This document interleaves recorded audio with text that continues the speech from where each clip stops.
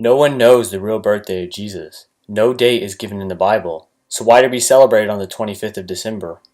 The first recorded date of Christmas being celebrated on December 25th was in 336 during the time of the Roman Emperor Constantine. Humans as a species love to take inspiration from different cultures, customs, and traditions, and believe it or not, Christmas is no different. If you thought those cozy traditions you knew and loved were just about celebrating Christmas, think again. Things like kissing under a mistletoe, caroling, wreaths, and even gift-giving were all aspects of pagan holidays that were adopted into Christmas celebrations in the early years. Decorating trees, feasting with loved ones, hanging up socks by the fireplace, and drinking yourself silly are no different. They're all part of pagan history and sacred holidays. In fact, most of the cultural aspects we associate with Christmas are steeped in pagan roots. Some pagan traditions that have become associated with Christmas are as follows: gift-giving, the image of Santa Claus, Christmas stockings, Christmas caroling, decking the halls with holly, decorating trees. Keep listening, and you'll find that Christmas is inspired by traditions from the Romans, Celtics, Norse, Druids, and more, all pagan. At the time, all of these different groups shared one big celebration that just happened to fall around Christmas time, the winter solstice. People living in the northern hemisphere celebrated winter solstice, or the shortest day of the year, smack bang in the middle of December, and this is why Christmas just so happened to fall around the same time as many existing pagan holidays. Gift-giving and Saturnalia. Not only is December a time to celebrate winter solstice, but between the 17th and 24th of the month, the Romans also celebrated Saturnalia. This was a pagan holiday in honor of the agricultural god, Saturn. Romans would spend the week of Saturnalia much like how we spend Christmas holidays today, feasting, drinking, gift-giving, and being joyful. These days we fork out lots of money on Christmas gifts, but back then the Romans exchanged small gifts for the sake of good luck. The idea was to give a gift in the hope of bringing in a bountiful harvest the next year. Rather than having a huge list of gifts to give, the Romans also shared only one gift with one other person. Somewhere along the line, gift-giving for luck and prosperity became a multi-million-dollar business. Isn't that funny? Santa's image in Christmas stockings. Our current modern-day image of Santa Claus, clad in red fur with a big white beard, was largely developed by Coca-Cola in the 1930s, but the idea of an old man giving gifts to children dates much earlier than that, back to the time of the pagans. Father Christmas, otherwise known as Saint Nicholas, was a patron saint of children, the poor, and prostitutes. Living around 4th century AD, Saint Nicholas was a generous bishop who was known for giving gifts to the poor, sporting a big beard and a long cloak much like the Santa we know and love. But even before Saint Nicholas, there was another bearded old man called Odin. This deity was worshipped by early Germanic pagan tribes, traditionally portrayed as an old man with a long white beard and an 8-legged horse called Sleipnir, who he would ride through the skies just like Santa's reindeer.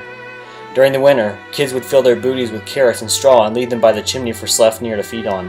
Odin would fly by and reward the children with little presents in their booties, much like we do with Christmas stockings today. The Santa Claus we all imagine in our heads today is a mishmash of the generous Saint Nicholas, the god Odin, and Sleipnir, and Coca-Cola's iconic red dress character. Christmas carols.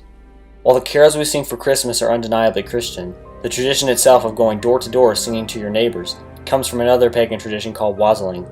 The rather funny word comes from the Anglo-Saxon phrase of wassail, translating to good health. Every year, wassailers would roam up through their villages in small groups, singing loudly with the aim of banishing evil spirits and wishing good health to those around them. No wassailing group was complete without their traditional drink on hand, made from mulled ale, curdled cream, roasted apples, eggs, spices, and sugar. In the 13th century, St. Francis took inspiration from these happy courses and started the tradition of Christmas caroling. Kissing under a mistletoe. Ever wondered about the correlation between mistletoe and kissing? Well, funnily enough, the tradition goes all the way back to the pagans.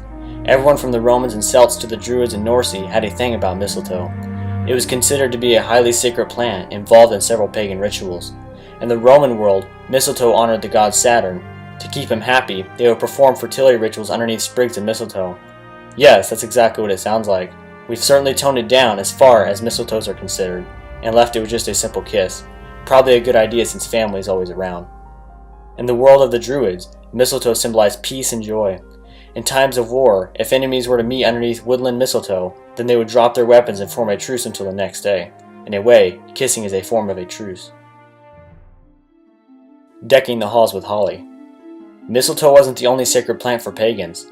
Holly was another holy plant connected with the god Saturn. During the Saturnalia holiday, Romans made holly wreaths for exchange as gifts for good luck. At the time of Saturnalia, early Christians began to celebrate Christmas. However, they were often persecuted for practicing their new religion. It was lucky that Christmas coincided with Saturnalia, as it allowed Christians to harbor a cover for their Christmas celebrations.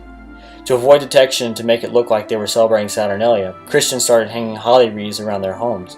This allowed them to recognize other Christians and still do something nice to celebrate their sacred holiday. Eventually, as pagans deceased, holly became a symbol of Christmas instead of Saturnalia. Christmas tree decorating. We sure have taken a lot of inspiration from the Romans, and tree decorating is just another borrowed tradition. Besides feasting, drinking, and exchanging gifts during Saturnalia, Romans also hung small metal ornaments on trees outside their homes. Each of these little ornaments represented a god, either Saturn or the family's personal patron saint.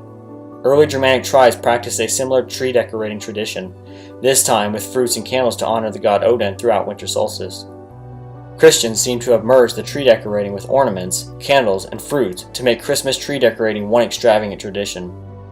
In summary, if you're fine worshiping false gods, then Christmas is your thing. If not, then steer clear of this pagan and noxious quote-unquote holy day.